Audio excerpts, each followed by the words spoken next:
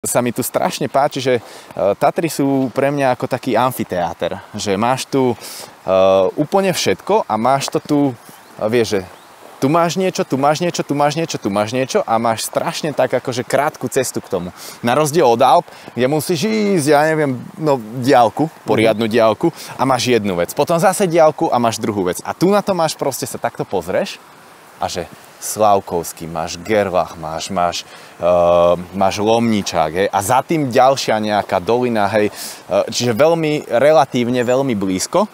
No a tak dáva ti to viac menej aj takú slobodu, aj to, že nemusíš ísť strašne ďaleko, čiže veľmi sa mi tu páči. A hlavne samozrejme aj tá atmosféra v tých horách je úplne niečo iné ako niekde na rovine. Neviem, tak ja skôr ma ťahá takto do Tatier. Tak ja som počul, že ty si toho pochodil asi toľko ako ja za 10 rokov, alebo životov, nestihnem, tak by som to povedal.